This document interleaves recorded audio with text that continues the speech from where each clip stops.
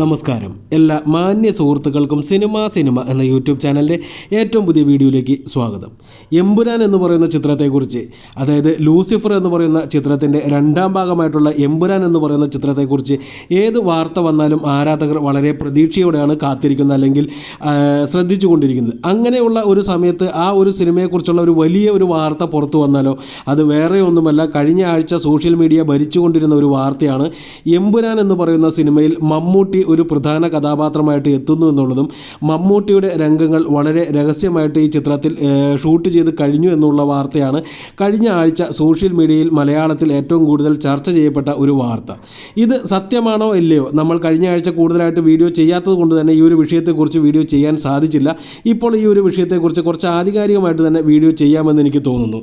എന്ത് തന്നെയാലും ആദ്യം പറഞ്ഞു കേട്ടത് പൃഥ്വിരാജിൻ്റെ അച്ഛൻ, ഈ ചിത്രത്തിൽ ലൂസിഫർ എന്ന് പറയുന്ന ചിത്രത്തിൽ പൃഥ്വിരാജ് അഭിനയിച്ച കഥാപാത്രത്തിൻ്റെ അച്ഛൻ കഥാപാത്രമായിട്ടാണ് മമ്മൂട്ടി വരുന്നത്. അദ്ദേഹമാണ് എബ്രഹാം ഖുറേഷി എന്ന് പറയുന്ന മോഹൻലാലിൻ്റെ കഥാപാത്രത്തിൻ്റെ ഗുരു എന്നുള്ള രീതിയിലാണ് ആദ്യം ചർച്ചകൾ സോഷ്യൽ മീഡിയയിൽ സജീവമായത്.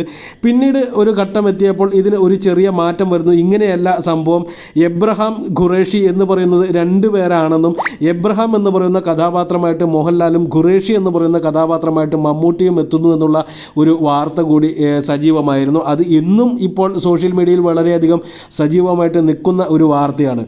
ഈ ഒരു വാർത്തയിൽ എന്തെങ്കിലും സത്യമുണ്ടോ? അതാണ് നമ്മൾ ആദ്യം പരിശോധിക്കേണ്ടത്. ഏറ്റവും എടുത്തു പറയേണ്ട ഒരു പ്രധാനപ്പെട്ട ഒരു കാര്യം എന്താണെന്ന് വെച്ചാൽ, ഈ ഒരു ചിത്രത്തിൽ മമ്മൂട്ടി ഉണ്ടോ ഇല്ലയോ എന്നതിനെക്കുറിച്ച് ഔദ്യോഗികപരമായിട്ടുള്ള യാതൊരുവിധ റിപ്പോർട്ടുകളും ഇതുവരെ പുറത്തു വന്നിട്ടില്ല.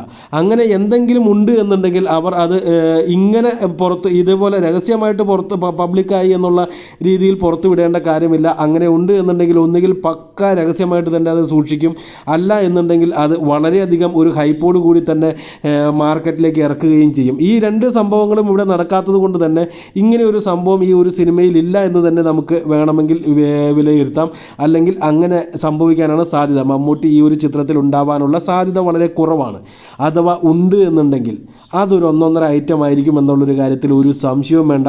ആ സിനിമ ഏത് റേഞ്ചിൽ പെർഫോം ചെയ്യും എന്നുള്ളതും നമുക്ക് ചിന്തിക്കാവുന്നതാണ്. എന്തുതന്നെയാലും പൃഥ്വിരാജ് എന്ന് പറയുന്ന ആ ഒരു മാന്ത്രിക ഡയറക്ടറുടെ കഴിവ് നമുക്ക് ഈ ചിത്രത്തിലൂടെ വിലയിരുത്താൻ